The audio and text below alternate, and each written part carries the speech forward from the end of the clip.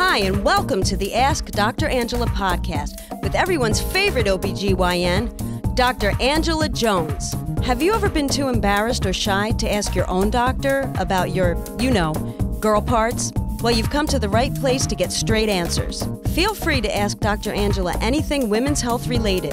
Obstetrics and gynecology? She keeps it real. Pregnancy? She's been there, done that. Menopause? She'll get you through. Young or old, Dr. Angela's got you covered, girl. Now here's Dr. Angela.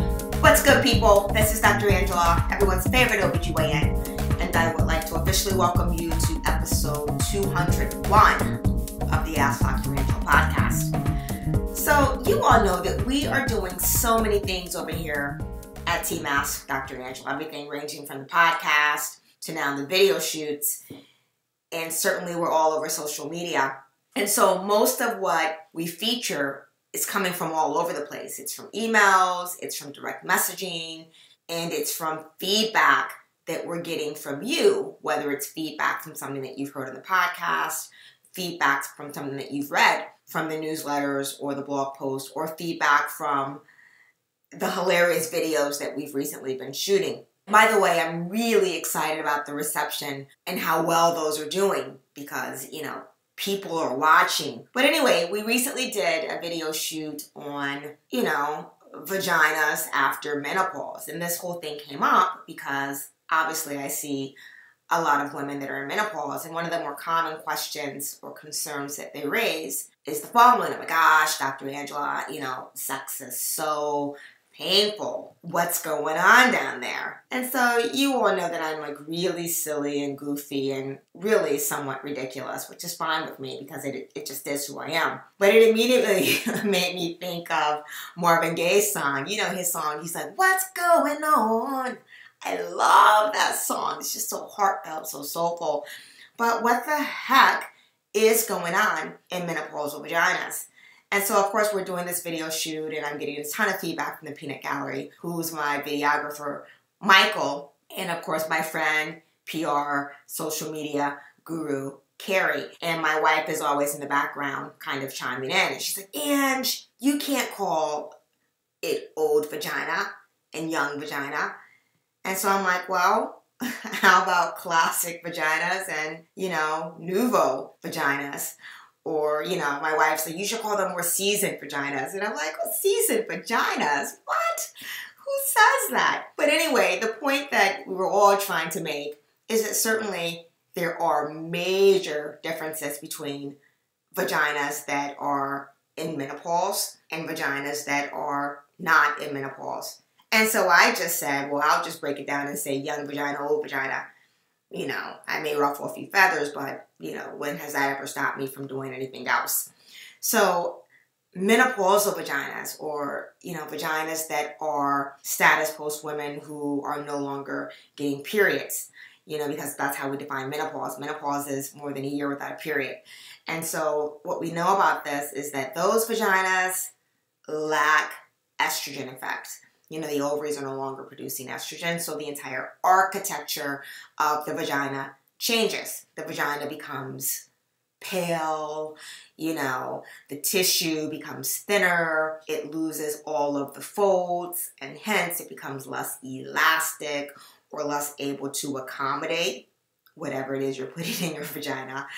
And it's certainly not as lubricated. And of course, that led to a whole nother conversation because, we know a lot of folks that are in the lube business. We've recently been approached by someone in the lube business for a potential partnership.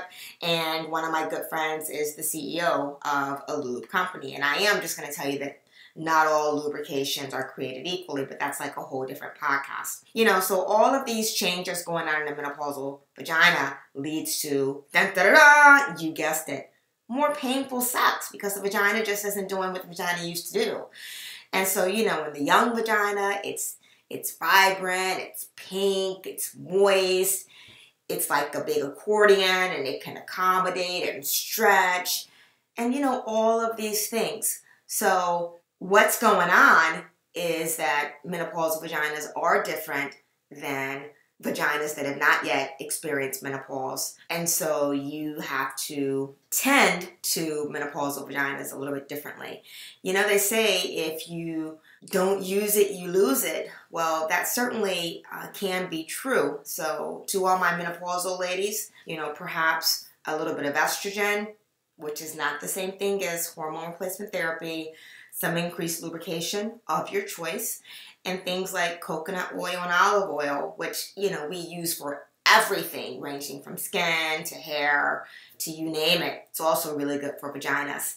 So menopausal vaginas and premenopausal vaginas are different, and you have to tend to them differently. And I guess that about sums it up. So to my menopausal population who is wondering why sex is not so fun anymore, why it hurts, hopefully this podcast has provided some answers to you. And for my ladies that have not yet gone through menopause, this is just, you know, a podcast to let you know what your vagina has to look forward to. Thank you so much for tuning into this episode of the Ask Dr. Angela podcast. If you have a topic or a question that you would like featured, you can reach us at www.askdrangela.com. That's ASKDRANGELA.com. You can either directly email me, you can send me a direct message on any of our social media outlets.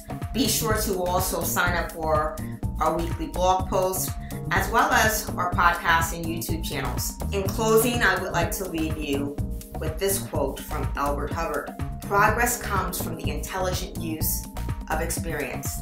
Until next time, look better, feel better, be better. Can't wait to reconnect on episode 202 of the Ask Dr. Angela podcast. Thank you for listening to the Ask Dr. Angela podcast. For more information on women's health and the show notes for this episode, please visit Dr. Angela at www.askdrangela.com. While you're there, don't forget to leave your own message for Dr. Angela. See you soon! All of the information provided and discussed in this podcast is for educational and informational purposes only and should not take the place of consulting a physician. This podcast is not intended to diagnose, treat, or cure any disease or illness and does not and should not replace treatment from a medical professional.